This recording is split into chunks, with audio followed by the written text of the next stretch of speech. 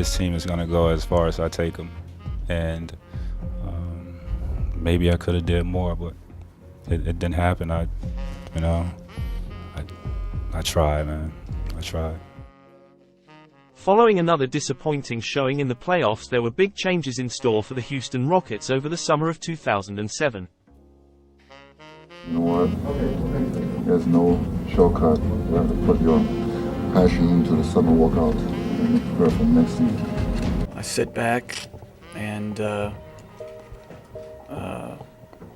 I do a lot of thinking every year. So to me, that's not going to be any different, this year. Would it be a mistake if he's not back next year? As far as I'm concerned, he's still our coach, and that's all I can give you. I don't know. Jeff and I had a conversation, and he gave them the opportunity to go out and talk to people, and my name was mentioned, and he said I told him you'd be a great candidate, and so that's how it all happened. I would never have interviewed if I didn't know that Jeff was on board with it and everything else. My time here was great. I coached with great coaches, worked for great people, and had players that I admired greatly, but playoff losses will always haunt you. For the lowdown, we bring in General Manager Carroll Dawson. It's close to your last go-around here before retirement. Yeah. So, what do you think? This was a tough one to end on, too. It is. Hard to read. It wasn't just the coaching staff facing an overhaul, as a planned change was also underway in the front office. We got Daryl Morey here, the general manager of the Houston Rockets. How you doing today, Daryl? Good, thanks, Al. Carroll Dawson was stepping down as general manager, and his replacement, Daryl Morey, had been working closely with him the year previously to ease the transition. Morey was an early proponent of the use of analytics for many facets of running a basketball organization, and his methods had helped Dawson construct a team of highly specialized role players to surround Yao Ming and Tracy McGrady. It was all new to me, and he had a lot of facts that I hadn't heard of. I guess you'd call I was old school. It was a tool, and if he could give us that information, then it was very beneficial.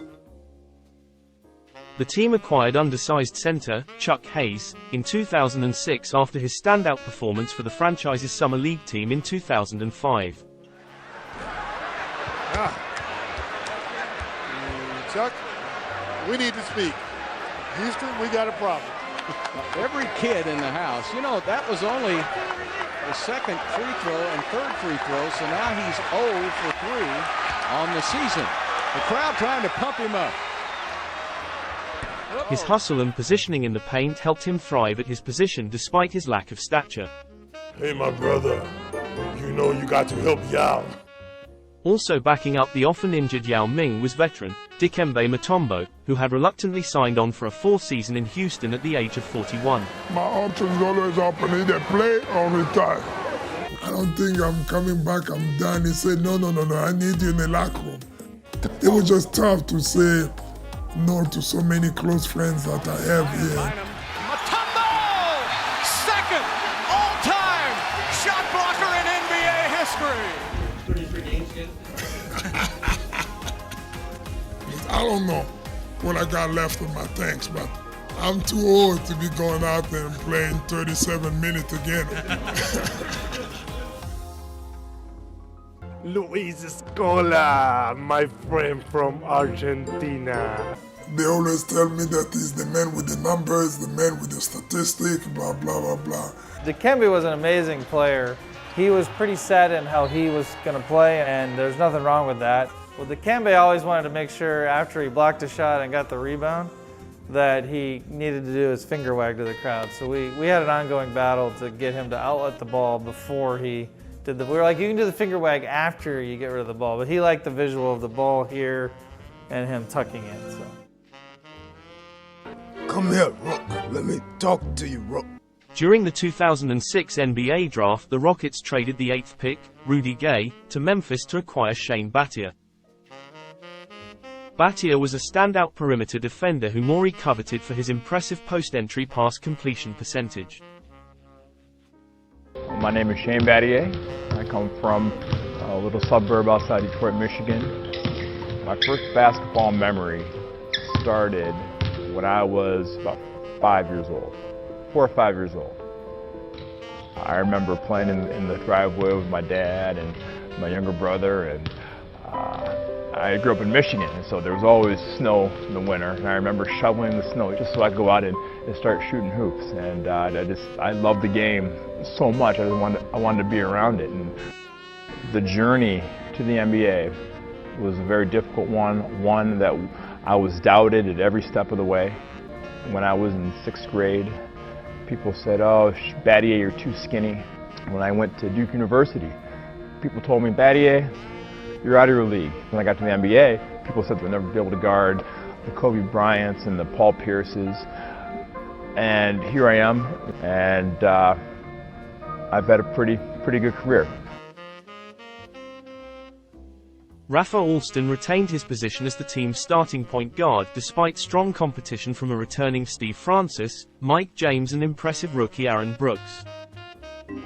Brooks will change our team, right? I'd move up to get Brooks. Yeah. Yes. Yeah, he's been right. Quick, fast, shoot it. The Houston Rockets select Aaron Brooks from the University of Oregon. I thought I was going to come to the NBA and just take over. Get to training camp, Mike James, Rafer Alston, Luther Head, John Lucas, Steve Francis, all point guards, combo guards. The team also featured a pair of rookies at the power forward position in Luis Scola and Carl Landry. I need a beer. These guys, you play with a beer. Man, this is easy. I need a beer, Chiefs. This is a key phrase. This was in a movie. Think boxing. Eye for an eye, 2 for 2. Think of that's snake eyes. No. Oh. This is the eye of tiger. Eye of a tiger. Okay, but who says that eye of a tiger? Okay, look. He fought Rocky. Yes. Scola was the more experienced of the two, having played professionally overseas since the age of 15. Well, the key is checking if there's any developments on Scola, because he's negotiating with the European team right now. He has an offer on the table from them, and so he's probably waiting on San Antonio to match or make a competitive offer or trade him. The San Antonio Spurs had held his draft rights since 2002 and, at the age of 27, he had all but given up hope of making it to the NBA until the Rockets traded for his draft rights and brought him to the team immediately. I always dreamed about playing in the NBA. It was almost an obsession for me. If Scola is traded, then that increases the probability Scola comes to the NBA. Right. And then all of a sudden, the Rockets shows up and they trade for me and they sign me a minute later, and I was here and I was really, really excited. It was career changing, of course, but life changing too. We're here to introduce Luis Scola to the Rockets family. The only one more excited than us is Luis. I was thinking, these guys just made my dream come true. I'll have to really, really work hard to pay back.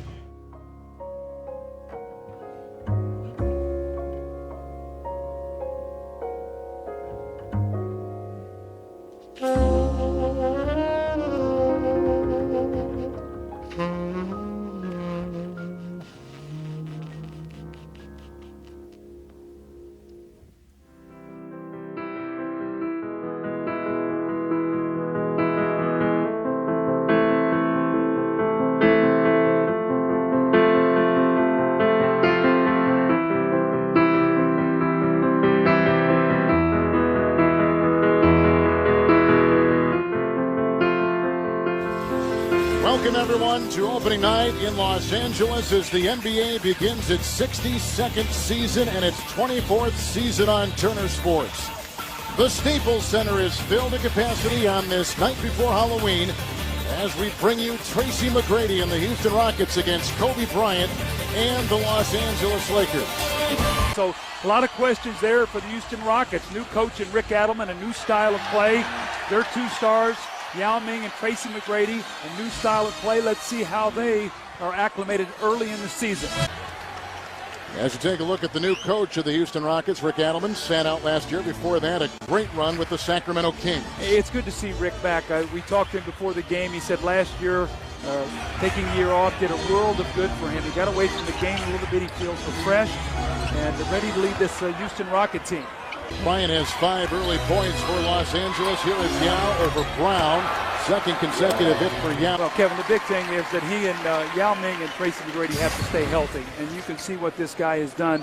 One of the hardest working guys in the NBA. Kevin, no matter who we talked to last year, Jeff Van Gundy, this year, Rick Adelman, singing the praises of how hard this young man works every single night, and we see him pushing himself up this floor night after night, Kevin, trying to stay up with the pace of this game. I have a tremendous amount of admiration for him. I mean, he is a big, big man. And we'll get our first look at Luis Scola as Kwame Brown goes to the line. He really struggles at the line.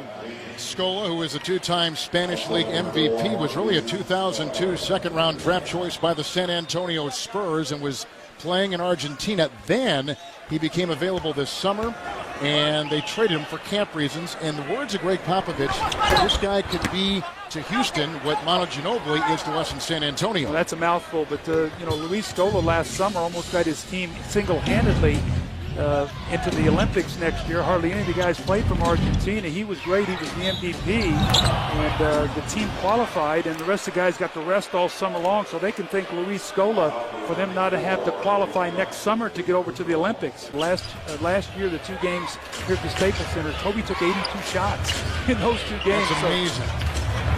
The Yao from outside over Bynum.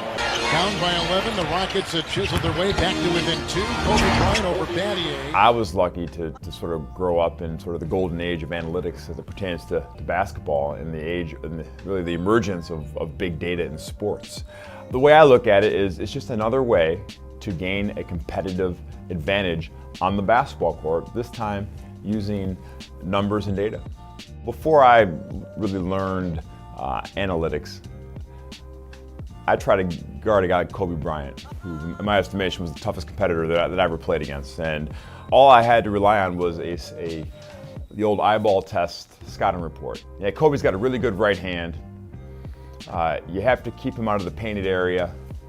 He's a great finisher. So, yeah, any Joe Schmo fan could tell you those things. But after studying and going through the school of analytics, I knew exactly to a T who Kobe Bryant was. And I knew, as a defender trying to stop him, Kobe's worst case scenario and my best case scenario was to make him shoot a pull-up jumper going to his left hand. All right? The average possession of the Los Angeles Lakers in 2008 was generated 0.98 points per possession. They were going to score 0.98 points every time they had a possession. Kobe Bryant only shot the left-handed pull-up jumper at a 44% clip. So every time that he went left and shot that pull-up jumper, he was generating 0.88 points per possession. Well, that's a 1/10 of a point less than the average Laker possession. And so if I could make him do that time and time again, which is a lot tougher to do than to say, I'm shaving off a 1/10 of a point every single time. I'm actually making him detrimental to his team. And the way you have to look at it is all these 1/10 of points, all right, add up. They add up here, they add up here, add up there. And all of a sudden, those 1/10 of a points become points. And in the NBA, as we all know, the margin between wins and losses is very, very thin. So those 1/10 of points matter. And that's all it really is. It's no different than playing the stock market.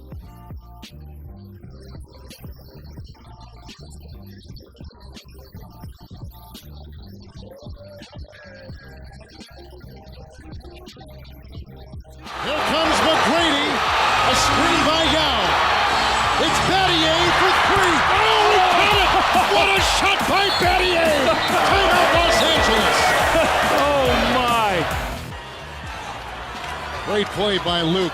You can't let Kobe Bryant catch this ball. Somebody else has got to catch it. There goes to Kobe. Battier fouls him. That's going to give him 2 shots. Yep. With 1.3, Battier fouls out. That was his 6th. That's a smart play. You don't let him get the three-pointer up. Now what has to happen is Kobe's got to make the first and miss the second one. The Lakers have to get the rebound and score. Could you have ever imagined that they would have done this at the end of this game? You said we saw them during the break, during the huddle, and their body language is horrible. Here's Bryant again. By Alston, no call. Buzzer sounds, game is over, and the Rockets from the top of the key for 3 villain. Been on in the game as long as he can willy a swing. Turn the corner spinning, bust that ass and get up. Dust off the mask, whoever laugh, give him a... 2 nights later, the Rockets earned their second win of the season in Utah before flying back to Houston for a successful home opener against the Trailblazers. Their first loss of the season came on the road to Dallas on the 5th of November, but they immediately bounced back with a win against fellow Texas team, the defending champion San Antonio Spurs the following night. He got jumped and pumped his adrenaline. He said it made him tougher than a bump of raw medicine. To write all night long, the hourglass is still slow. Flow from hellborn to free power like Lil Cole, and still owe bills. Pay dues. They earned 2 more wins against the Bucks and Bobcats before losing to the Grizzlies, giving them a 6-2 record as their second matchup against Kobe Bryant, and the Los Angeles Lakers was up next. 2 teams with high expectations and aspirations. The Los Angeles Lakers coming in even up at 500, 3-3. The Houston Rockets at 6-2 on the season. It's an interesting matchup between these 2 teams tonight, Coach, when you look at this as the second night of a back-to-back for both of them. 2 of the highest scorers in the league in this game. Kobe Bryant, number 2, Tracy McGrady, number 1. And the Lakers come in as one of the highest scoring teams in the league.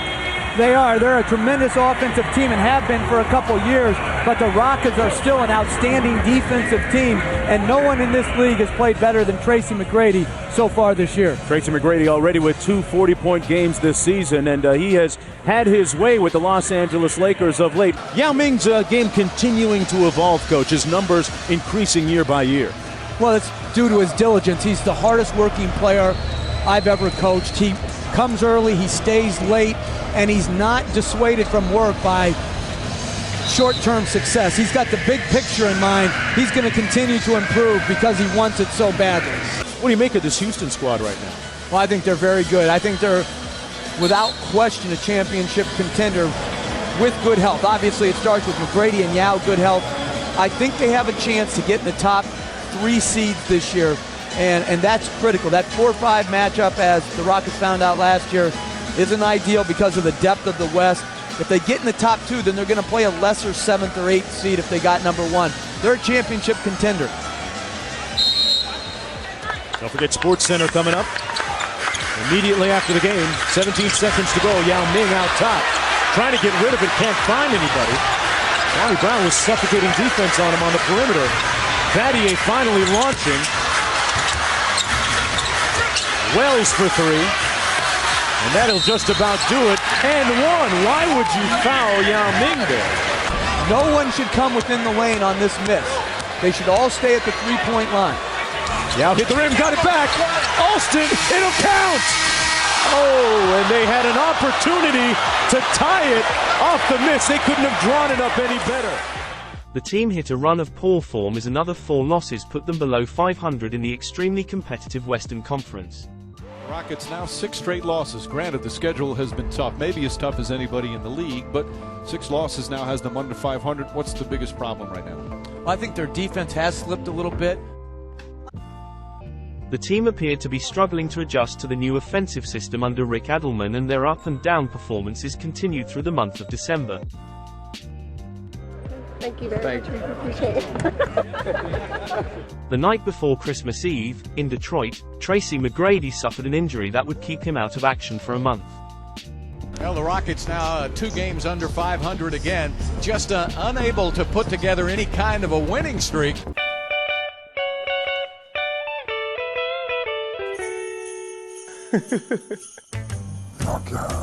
Jingle bell, jingle bell, jingle bell rock. Jingle bell swings and jingle bell ring. Snowing and blowing, oh bushels of fun. That's a jingle bell hop has begun.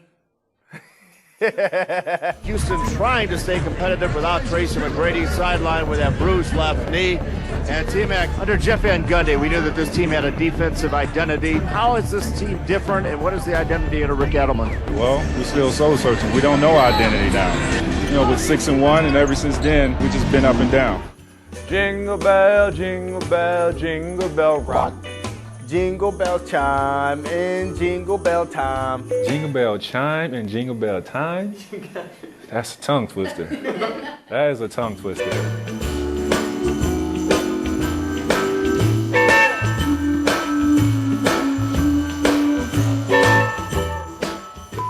Dancing and prancing in Jingle Bell Square. In the frosty air. What a bright time. It's the right time. Watch the Rockets play. It gets tough. As a team, there's no way around it but to stay together. From the coaches all the way through the players. Everybody has to evaluate themselves as to what they can do better, not look at other people. What can you do better, and stay together as a group. Jingle bell time is a swell time to go gliding on the one-horse sleigh. Giddy up, jingle horse, pick up your feet.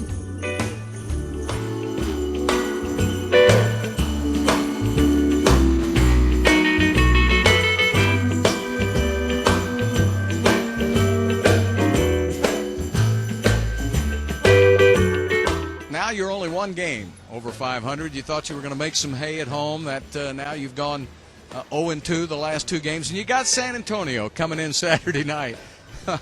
Jingle round the clock. Mix and the mingle and jingling feet. That's the jingle bell. That's the jingle bell. That's the jingle bell rock. From the Houston Rockets to all of you, happy holidays.